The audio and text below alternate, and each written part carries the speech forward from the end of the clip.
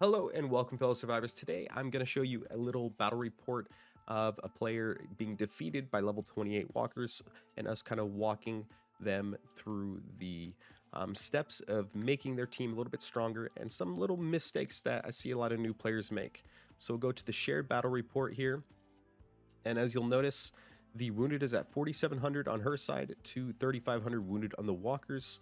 She is using the love triangle chemistry here, as we can see with Abraham, Holly, and Rosita. Now, this chemistry affects melee fighters directly, so it's really important when you make these chemistries to make sure that you're using on all three line crews that melee type specific or that troop specific type, so that you get those bonuses from the chemistry. So as we scrolled through, I was kind of looking through here, and I noticed, we have melee in the front, we have melee in the middle, and then at the back, we have sharpshooters on the Rosita, and I said, why is that? I wonder why we're doing that. So I asked her if she could swap out these to melee. And then one little other quick note here was at the top here, you can actually see the bus that she's using, and I recommended that she reset this bus as well and focus them into the vintage truck so that she could increase her attack, defense, and health, and actually get a benefit from the performance of that truck, because the performance for the bus, as you can see, it reduces damage taken by vehicle formation, which isn't all that useful compared to damage dealing skills or even the RV with damage dealt. So let's go ahead and back out of this. We'll kind of run through the chat as well. I said, so she shared the battle report. This is how this video kind of started, and was like, a bit sad. And I said, not bad, getting close. We talked a little bit about the recruit survivor, but we'll kind of scroll through that because that's not really what happened. We'll have to get into that a little bit later. As we go through here, I said you can either go, and so we had like a little discussion about whether you should go vintage or RV. And my thing with going vintage truck is you're never going to have to swap again if you go vintage truck. If you go RV, you're going to have to swap again, and that's going to be a lot of gems you're going to have to use to invest to kind of reset that. And I think as a free-to-play / low spender, your rubies are extremely valuable to you, so you should try to reset as seldomly as possible, which is why I recommended going into the vintage truck.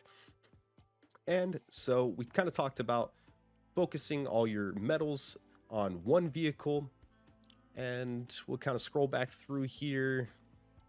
There's a little bit more conversation about the vintage truck. So she resets her vintage truck.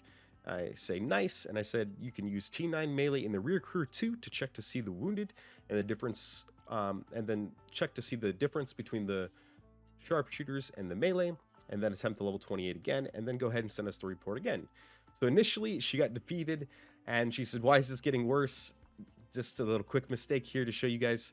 Make sure when you do reset that, you do swap your vehicle over, because she was using the level 1 bus and she did not swap her sharpshooters in the rear crew yet at that point. So we'll go ahead and do it again. So I said you didn't swap your bus. Also, you need to swap the backline crew to T9 melee troops. And she said, yeah, I saw that. And so she got defeated again. At this time, she didn't swap the melee, and that's okay. I think she actually did this in the very end. So here's the victory battle report. She sends the victory over. She swapped over to the vintage truck, so she gained about 20% attack, defense, and health overall after focusing all her resources. And she actually got the effect of damage dealing skills on her vehicle formation up, which increases those zombie kills by a lot. It's really good for Whispers boss and walkers.